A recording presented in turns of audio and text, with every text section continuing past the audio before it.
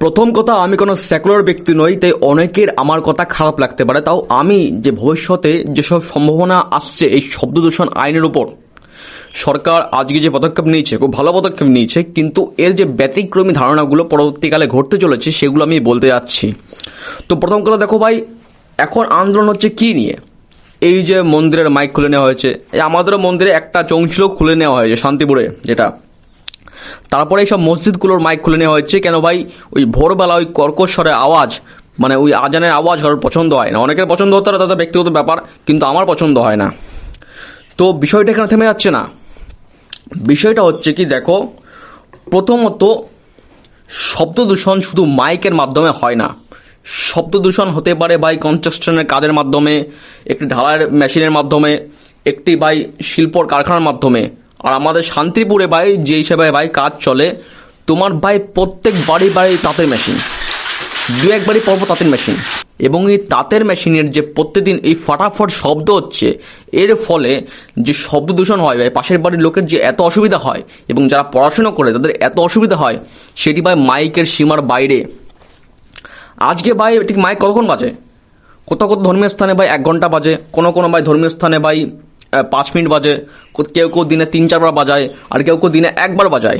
কিন্তু এই যে যান্ত্রিক শব্দ যে শান্তিপুরের যে এই তাঁতের মেশিনে প্রতিনিয়ত হয়, তো এই বিষয়ে আমি সকল তাঁতিদের একটি কথা বলতে যাচ্ছি, যেটি একটি উপায় বলতে গেলে, যার ফলে শব্দ দূষণ ভাই কম হতে পারে। আর যেসব পাল্লম যা তৈরি করে তাদেরকে বলতে যাচ্ছি, যেখানে তোমাদের মাকু থাকে, যে মাকু যার মধ্যে তোমরা সুতো লিপটি তোমরাই কাজ করো, মাকু যখন দুদিক গুঁতো খায়, তখন সেখানে একটি বিশাল একটা যান্ত্রিক শব্দ বা একটি বিশাল বিকট শব্দ হয়ে থাকে।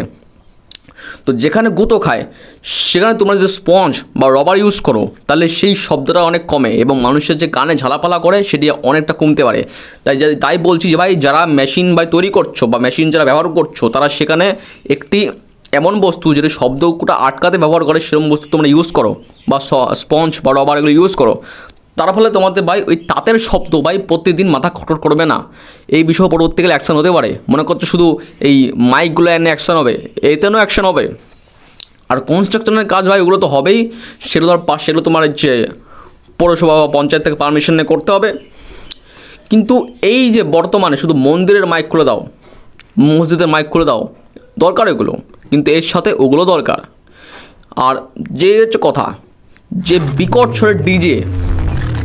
স্বরের ডিজে ভাই, আমি জেনজি হয়ে বলছি, এই যে বর্তমানে বিয়ে বাড়ি থেকে শুরু করে রাস্তার মধ্যে এখানে ডিজে বাজিয়ে পিকনিক করছে, একদম ভাই ঢপ করে উঠছে ভাই, বেশ এমন দিচ্ছে, এরকম করে উঠছে।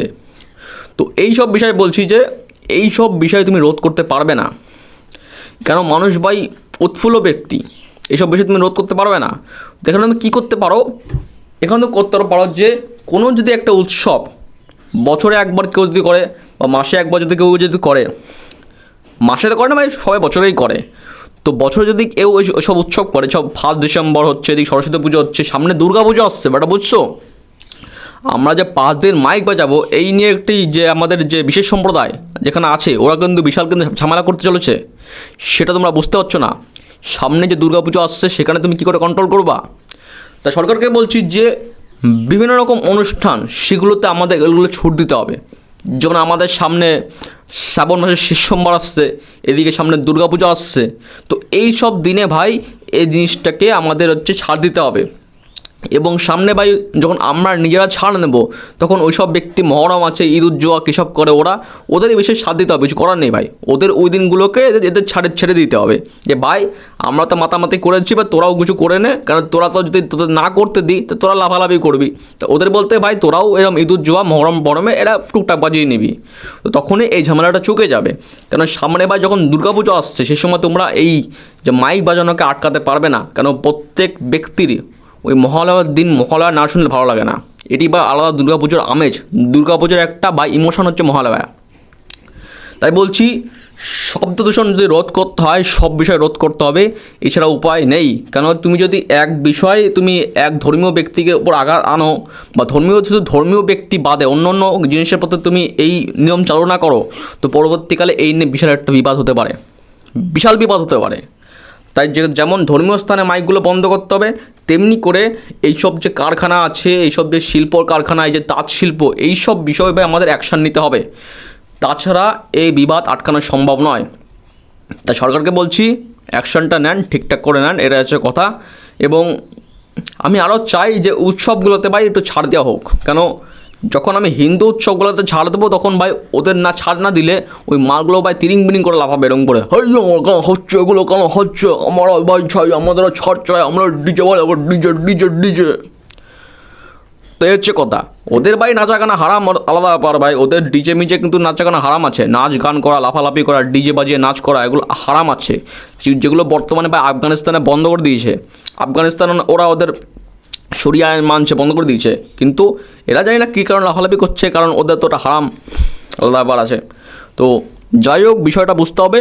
আর লোককে বলতে চাচ্ছি ভাই, এই বিষয় নিয়ে তথ্য আলোচনা করো, শুধু ধর্মীয় স্থান নয়, এই সব যে কর্কশ শব্দকারী যেসব ভাই মেশিন আছে সেগুলো বন্ধ করতে হবে, বা তার একটি শব্দ দূষণ নিয়ন্ত্রণ হয়, সেখানে রবার স্পঞ্জ বা এরকম কিছু গার্ডমার ইউজ করতে হবে, যাতে সেখানে ভাই কম শব্দ হয়।